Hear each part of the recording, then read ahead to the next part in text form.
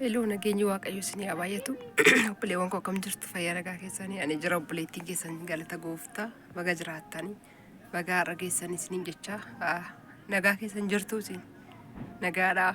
Ani jira waaqayyo galanni guddaan haa ta'u. Isin yaadina yaadne isin isin yaadee jira. Baga jiraattanii iyyuu baga har'a geessanii waaqayyo isin gargaaree gamtanii warra guyyaa har'a argattan kun baga gammaddanii baga jiraattanii isiniin jedha. Ani jiraachuu kootiif nan gammada. Maarra deddeebitee dubbatte jechuu dandeessu baga jiraattanii. Waan inni irra deddeebi'ee jedhuufis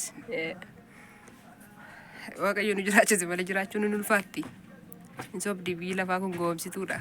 Takka nama cululuqsiti, takka nama daalacheessiti, takka namatti ho'isiti, takka namatti qorrisiifti hin ulfaatti. Yoo jiraates rakkisaadha, yoo dhabames rakkisaadha. Waaqayyo isin irraa qabu waan kana. Amala kana isin irraa qabu gooftaan. Yoo jiraate rakkoo, yoo dhabame rakkoo isin irraa qabu.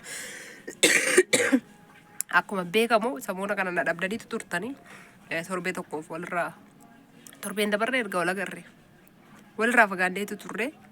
Egaa gooftaa Yesuusiif ulfinni guddaan haa ta'u. Hunda keenya uume, uumaa keessan, allaa keessan, rabbii keessan waan barbaadan jettanii waan maxxan uumaa keessanii waanuma barbaada ta'u uumaa keenya waan ta'eef isaaf galanni haa ta'u. Jiraannee har'a ga'uu keenyatti anis immoo fayyaa ta'e isinitti deebi'uu koof maqaan isaa ulfaatu.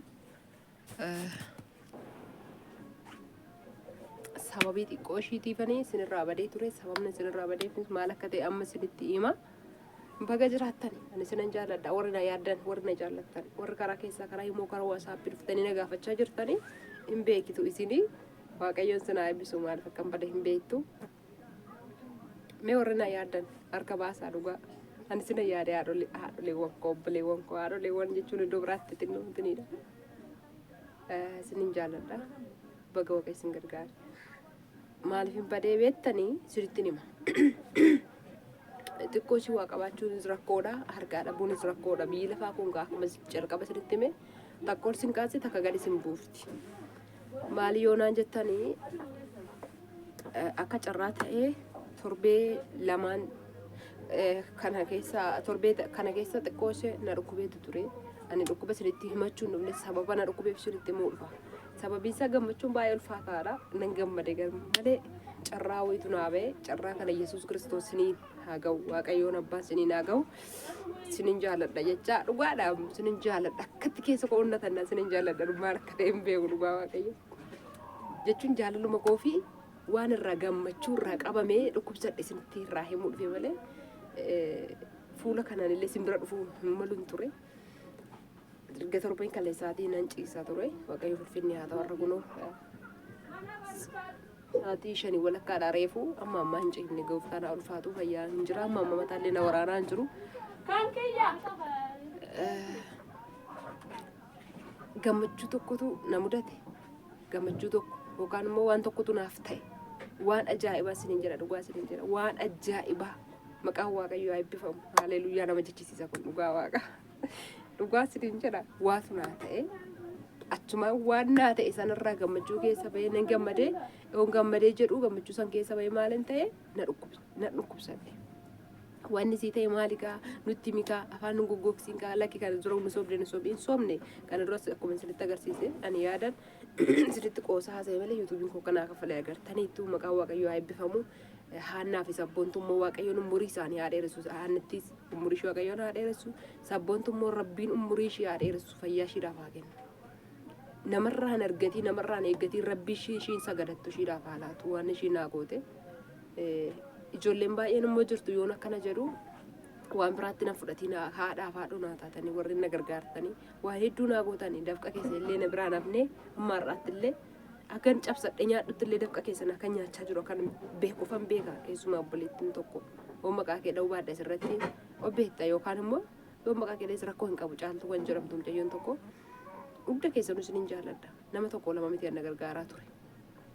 Amma garuu maal isa isinitti himuu miti kanan dhufe ammas waan biraati. Maalii yoonaan jettan nan gammadee waatu naa ta'ee ture torbee kana keessa.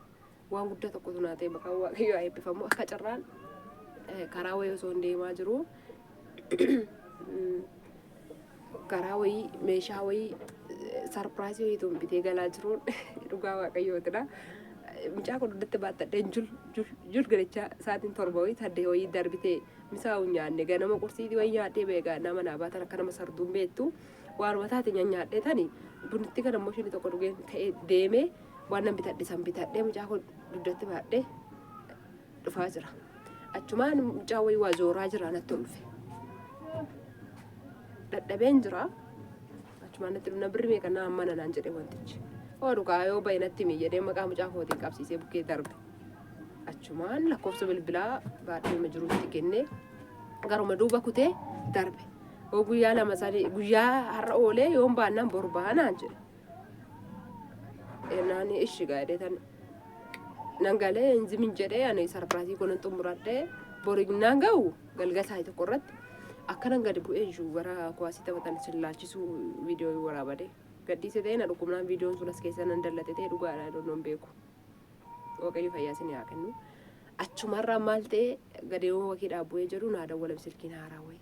Miseejji si ergeen ture maaliif hin kaaftu naan jedhe ilaaltu naan jedhe. Miseejji malee eenyuudhaan ati haadha Ashannaafii miti naan jedhe. Ashannaafii hin qabsiise mugaaficha maqaasaa maqaa moonee kooti. Naan waan akkana sii bahee jira midhaan akkasii.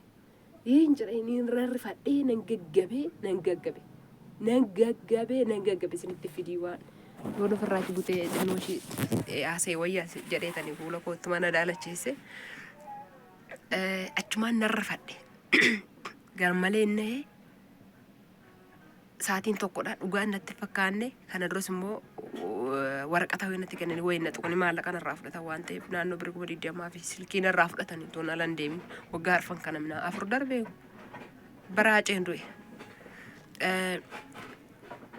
Dhugaan natti fakkaachuu dijaan mucaan kun sobeetu walaayittaadha ammoodha. Na waamee wayina tuquu fi galgala kana silkiin irraa fudhachuu immoo uumaa baadhee deemu mucaa bichaa jedheen soorsaan hojiidha hin galle mucaa baattadheen warra ollaatii dhiira wayii fudhadhee deeme. Abbaa manaa keessa jiran deeman jedheen abbattiidhaan. Deemee gaafa naqee jedhu lootoriitu naabe. Lootoriin addaas ni haa ba'u. Baay'eet ollaa kaa'amee jira.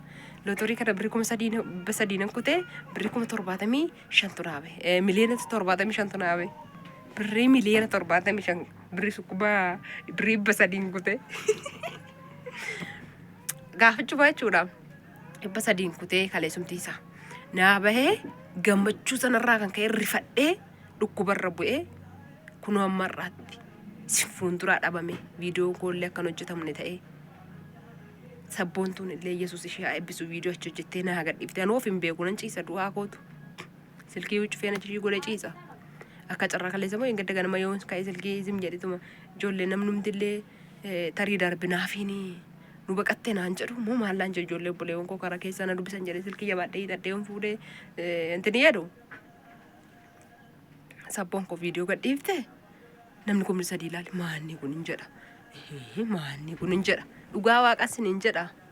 Gooftaan ishee haa eebbisu akkanatti na gargaarte ishiin gammachuu irraa kan ka'e gammachuu lootorii naa bahee irraa kan ka'een gaggabee dhukkubsadhee kunoo amma ammaatti jaakeetti uffadhee kunoo katee mammaa kootti uffadhee as taa'ee jira.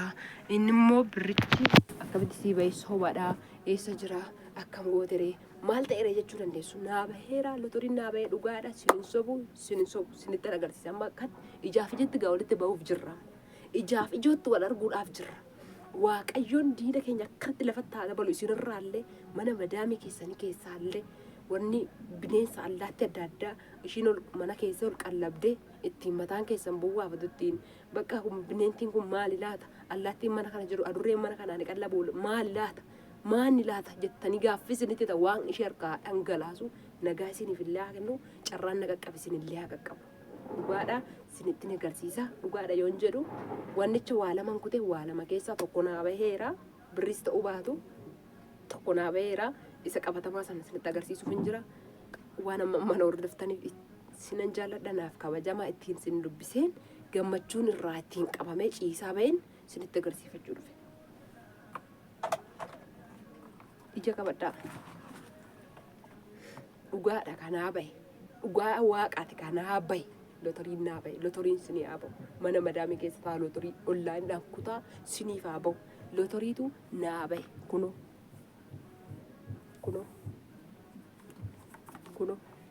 tokkoffaatu naa beelaa kunoo tokkoffaa dhugaadha kaa dhugaachuun dhugaadha kaa birrii kuteera dhibba sadiinan kute birrii inni haafu kana birrii 30 kuteen lotoriin naa beeku dhoo gaaf tokkichuma kute gaaf sarpiraayisii namaaf bitee galaa jiru carraan addaas naa qaqqabu isumarraa kan kaase zayitii birrii 1000 meeqa ta'e zayitii birrii 2000 galee jiru barbareen baasawwee birrii 50 dabalattee jedhanii dandagaela